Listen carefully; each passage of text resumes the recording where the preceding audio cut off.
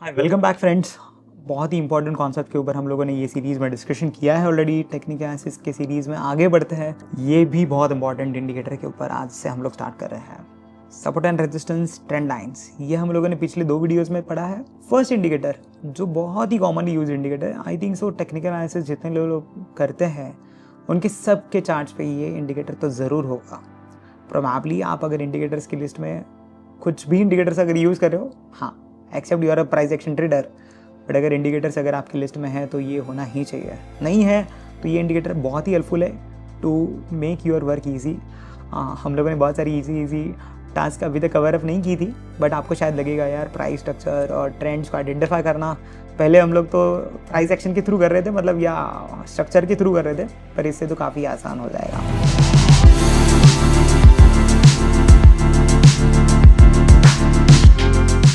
Moving averages मतलब क्या, average का मीनिंग क्या है? एवरेज तो हम सबको पता है। तो ये जितने इंडिकेटर्स हैं ना, रफली मैं आपको बताऊंगा, सारे इंडिकेटर्स हमारी लाइफ में कुछ ना कुछ कहीं ना कहीं हम लोग यूज़ कर रहे थे। उसी को सारी मार्केट्स के अंदर, जो भी मार्केट्स हम लोग ट्रेड कर पा रहे हैं, जहाँ पे टेक्निकल एनालिसिस हम लोग अप्लाई कर पा रहे हैं, प्राइस और वॉल्यूम डेटा अवेलेबल है, वहाँ पे हमारे लाइफ के सारे वाले इंडिकेटर्स हम लोग यहाँ पे अप्लाई कर पा रहे हैं, कॉन्सेप्ट्स अप्लाई कर पा रहे हैं। तो एवरेज वो एक टाइप है। मान के चलो हम लोग कोई चीज़ का एवरेज निकालते हैं, जैसे कि लोगों का वेट का एवरेज, लोगों की हाइट का एवरेज।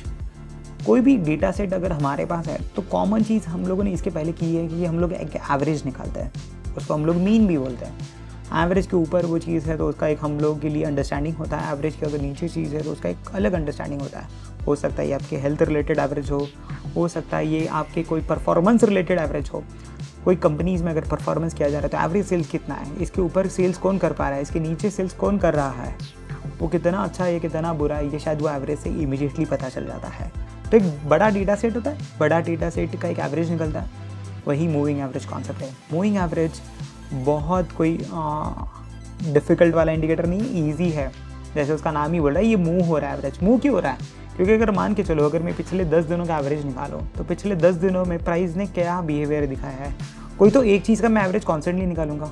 रोज के मेरे 4 डेटा पॉइंट्स मेरे पास अवेलेबल है, ओपन, हाई, लो और क्लोज। इसमें मूविंग एवरेजेस क्लोजिंग वैल्यूज़ को लेता है। जैसे हम लोगों ने ऑलरेडी माना है कि क्लोजिंग हमारे लिए बहुत इंपॉर्टेंट है, जिसके बेसिस पे हम लोग कैंडल बुलिश है या बेरिश है, प्राइस का स्ट्रक्चर कैसा है ये समझ में आता है। वैसे ही मूविंग एवरेजेस में क्लोजिंग की वैल्यूज़ को लिया जाता है।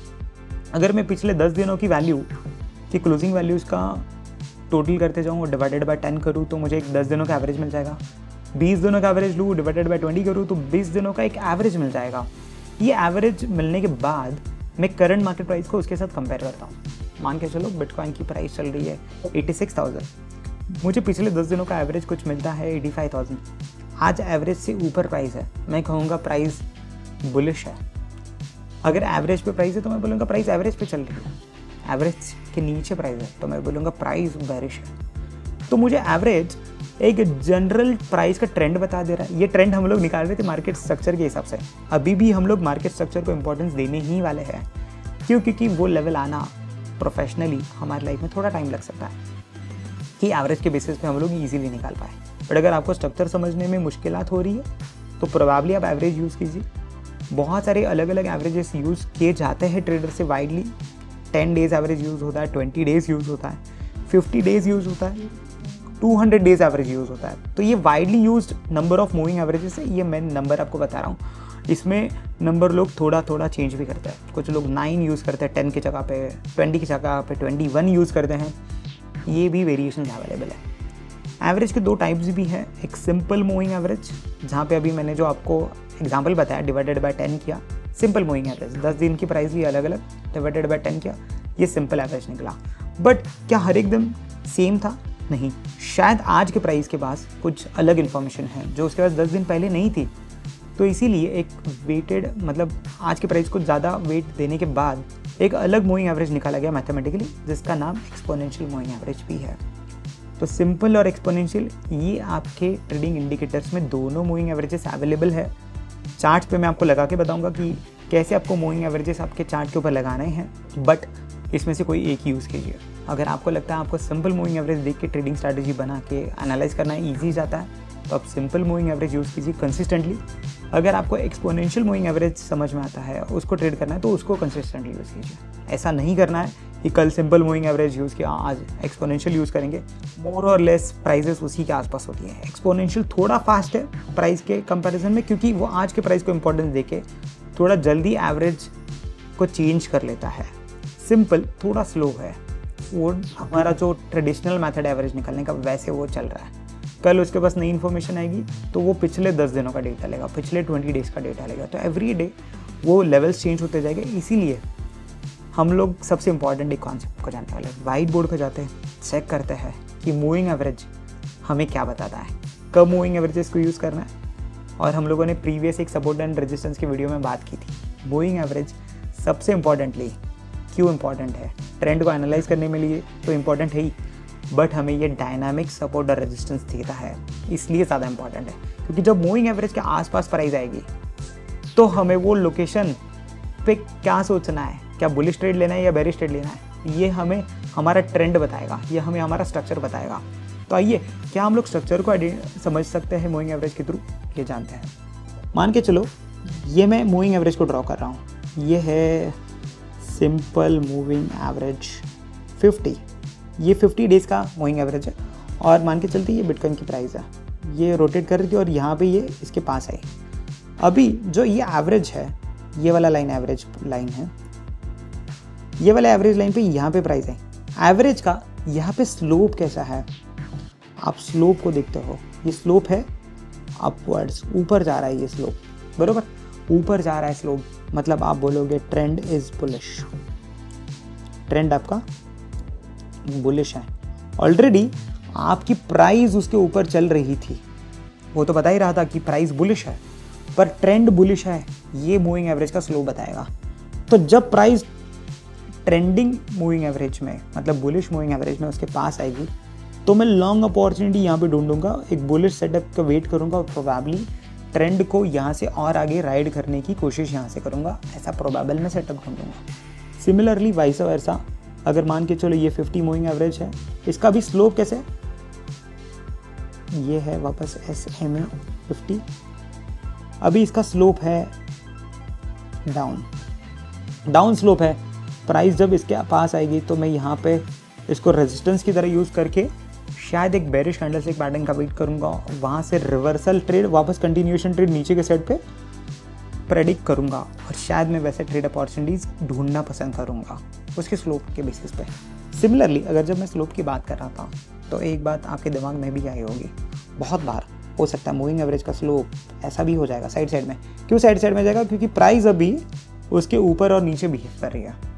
तो आपको ऑब्वियसली हमारा जो मार्केट स्ट्रक्चर था वो तो बताने ही वाला कि प्राइस न्यू हाई और न्यू लो नहीं बना रहा है। तो जब न्यू हाई और न्यू लो नहीं बन रहा है मतलब मार्केट साइडवेज है, ये हमारा स्ट्रक्चर भी हमें बता रहा था। प्लस अभी आपके पास एक एडिशनल कंफर्मेशन आ जाएगा, हो सकता है ये SMA 50 ही है वापस, पर इसका स्लोप आपको बता रही है साइडवेज है। साइडवेज है, ऐसे मार्केट में आपने मूविंग एवरेजेस को नहीं यूज़ करना है। मूविंग एवरेजेस आपको साइडवेज मार्केट में बहुत चॉपी सिग्नल देंगे। साइडवेज मार्केट आइडेंटिफाई करने का स्ट्रक्चर एक तरीका है, जहाँ पे न्यू हाई न्यू लो नहीं बन रहा है तब आप मूविंग एवरेज को अवॉइड कर सकते हो। सिर्फ मूविंग एवरेज को देख के भी आप बता सकते हो कि इसका स्लोप अगर फ्लैटिश है तो मुझे तो पहले प्राइस में एक मोमेंटम चाहिए, फिर मूविंग एवरेज धीरे धीरे ऊपर जाने वाला है, फिर मैं पुल बैक पे जब इसका ट्रेंड मुझे दिख रहा है, मूविंग एवरेज में स्लोप ऊपर की तरफ दिख रहा है, तो ही मैं इसका एक डायनामिक सपोर्ट करके यूज़ करने वाला हूँ।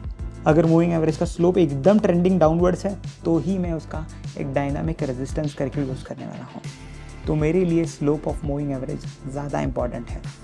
अगर आप एक ट्रेडर हो तो बहुत सारे ट्रेडर्स 2 मूविंग एवरेजेस साथ में यूज़ करते हैं, तो 2 मूविंग एवरेजेस एक साथ में यूज़ करना एक स्ट्रैटेजी है।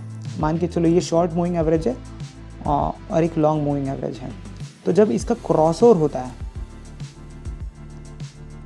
ये क्रॉसओवर आपको सिग्नल देता है और क्रॉसओवर के सिग्नल पे आप बाय और सेल ढूंढ सकते हो। तो ये हो गया बुलिश क्रॉसओवर की शॉर्ट मूविंग एवरेज। हो सकता है आप ये 9 और 21 यूज़ कर रहे हो, या आप इसको 20 और 50 यूज़ करोगे। ऐसे 2 मूविंग एवरेजेस, एक शॉर्ट होता है और एक थोड़ा उसे बड़ा होता है, मीडियम टर्म होता है, एक शॉर्ट टर्म एक मीडियम टर्म। जब शॉर्ट टर्म मूविंग एवरेज